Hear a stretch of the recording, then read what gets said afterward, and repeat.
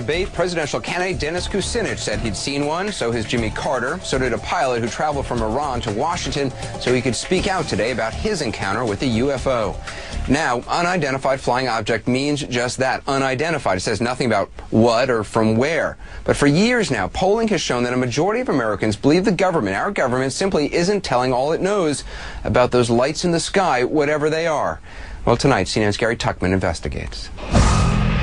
If you flew on Air France from Nice to London on January 28, 1994, your captain says he saw a UFO 1,000 feet long just outside your window.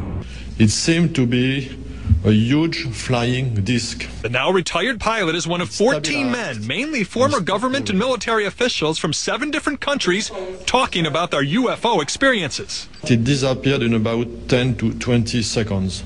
This conference took place in Washington, and the cast of characters was almost strangely, well, conventional.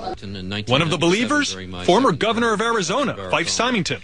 I saw something that defied logic and challenged my reality. During a visit to Phoenix, Symington described to me what he saw. If you had been here 10 years ago and standing out here and looking up there at the lights and the view, you would have been astounded.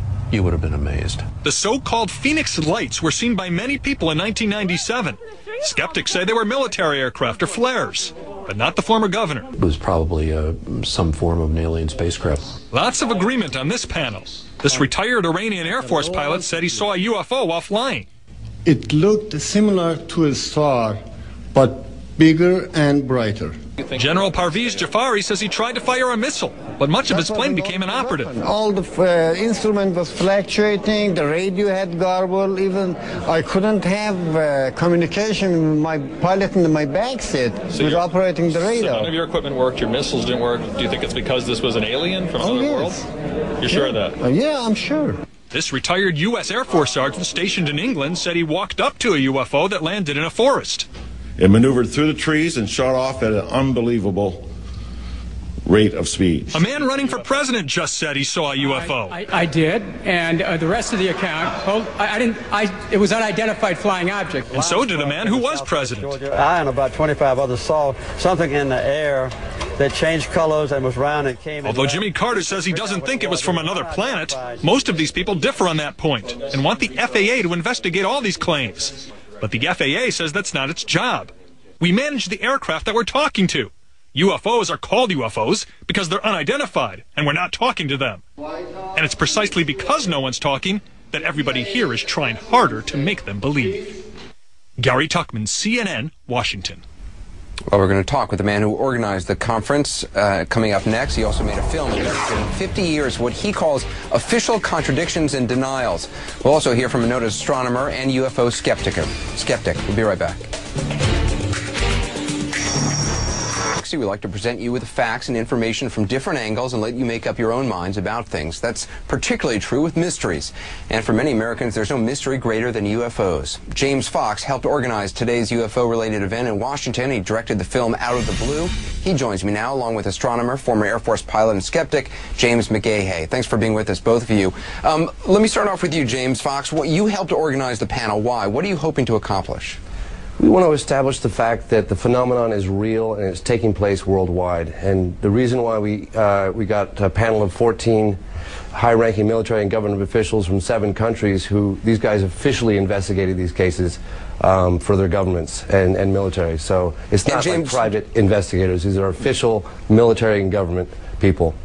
But James Fox, to those who say, look, there's no actual evidence, I mean, there's no recovered spacecraft, there's no actual evidence, what do you say? I say, well, we got photographic, radar confirmation, visual confirmation, landing trace cases. There were imprints in the ground where these things were reportedly landed.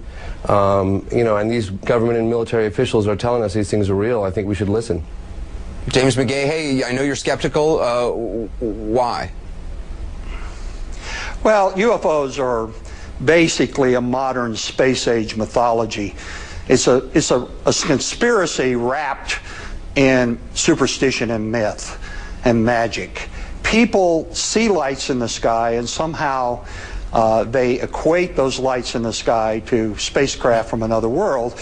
It's really wish fulfillment. It's almost a fairy tale among many people to believe that somehow either doom or salvation is coming from the sky. It's a very old concept in human thinking.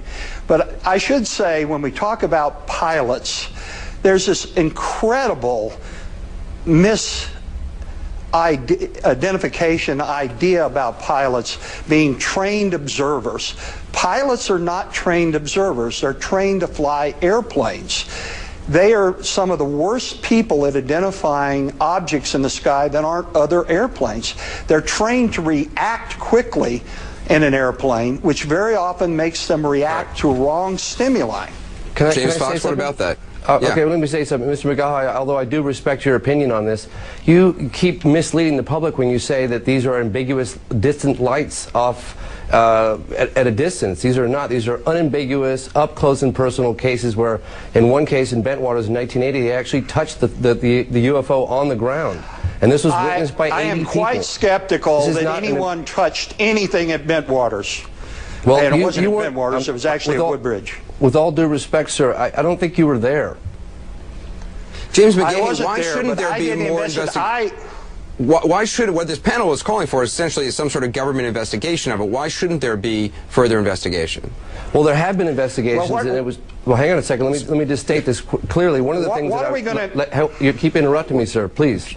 One of the things I want to mention very quickly is that the official position from the Air Force is that they terminated Project Blue Book in 1969, and there has been no official investigation since then. However, we found evidence to suggest the contrary. On a number of cases in Tehran, the general said the Americans were making discrete inquiries about the case there, as well as Bentwaters, England. The colonel said that the OSI came in and investigated that case. So you believe there is a government investigation going on, you just want it more public?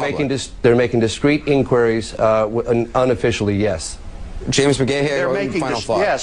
Yes, they are making discrete inquiries about strange things that happen, not about UFOs or alien spacecraft. That's not what's going on at all. They're responsible for the security and deployment of nuclear weapons. If you think they're out there hallucinating, why do they all get promoted?